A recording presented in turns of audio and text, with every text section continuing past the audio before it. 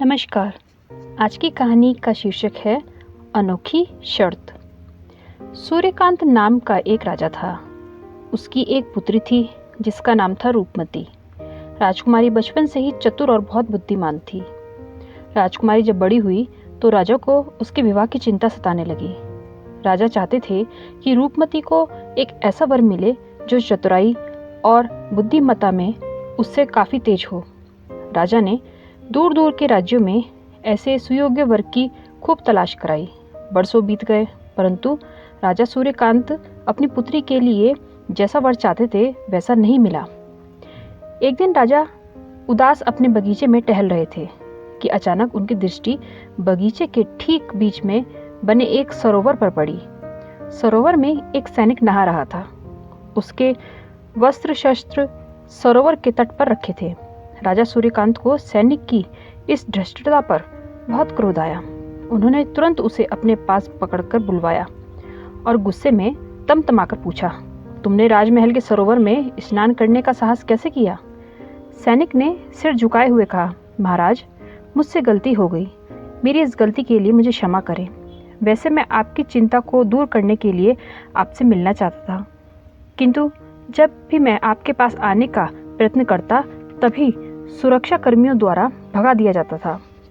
आपके पास आने के लिए मेरे पास एक यही रास्ता शेष बचा था।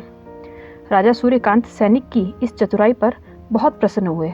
उन्होंने सैनिक पर बहुत विश्वास किया और पूछा कि यह जरूर मेरी चिंता दूर करने आया है। राजा बोले, बताओ, हमारी चिंता दूर करने का कौन सा उपाय सोचा है तुमने? सैनिक ने कहा, महाराज, मैं सरोवर के तट पर एक स्तंभ बनाऊंगा। जो उसको बिना हाथ लगाए गिरा देगा, उसी से आपकी पुत्री रूपमती का विवाह हो जाएगा। राजा को बिना हाथ लगाए स्तंभ गिरा देने वाली बात बड़ी विचित्र लगी। साथ ही शंका भी उत्पन्न हुई कि उस स्तंभ को गिरा देने का भेद इस सैनिक के अतिरिक्त किसी को भी नहीं पता होगा। कहीं राजसी घोषणा के बाद यही उस स्तंभ को गिराकर हमारा दामाद न बन जाए। फिर भी कुछ सोचते हुए राजा ने सैनिक को स्तंभ बनाने की अनुमति दे दी। कुछ ही दिनों में स्तंभ बनकर सैनिक ने तैयार करा दिया और उस पर काला रंग करवा दिया। 11वें दिन उसने सूर्यकांत के पास जाकर कहा, महाराज, स्तंभ तैयार हो गया है। अब आप बिना हाथ लगाए स्तंभ गिराने की घोषणा कर सकते हैं। घोषणा के बाद राजकुमारी से विवाह करने की इच्छा रखने वाले अनेक युवक आने लगे। युवक आते और स्तंभ को देखते तथा सिर झुकाकर चले जाते। किसी के भी समझ में यह नहीं आ रहा था कि आखिर बिना हाथ लगाए किस प्रकार से स्तंभ गिराया जा सकता है। समय धीरे धीरे गुजरता गया, लेकिन स्तंभ कोई भी नहीं गिरा सका। रूपमती की आयु बढ़ती जा रही थी। राजा को अब पहले से भी अधिक चिंता सताने लगी।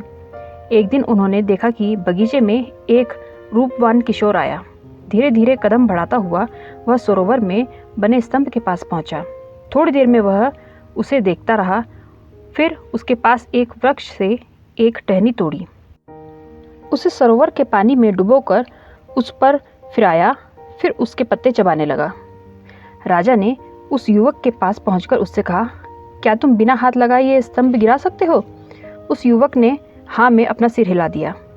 यह बात सारे शहर में फैल गई। थोड़ी देर में ही राजा के बगीचे में लोगों की भीड़ इकट्ठी होनी शुरू हो गई। भीड़ के सदस्य देखना चाहते थे कि बिना हाथ लगाए वह युवक स्तंभ को कैसे तोड़ेगा या गिराएगा। राजा ने युवक को स्तंभ गिराने का आदेश दिया। आज्ञा पाते ही उस युवक ने उसके ऊपर मटके भर भर कर सरोवर का पानी डालना शुरू कर दिया।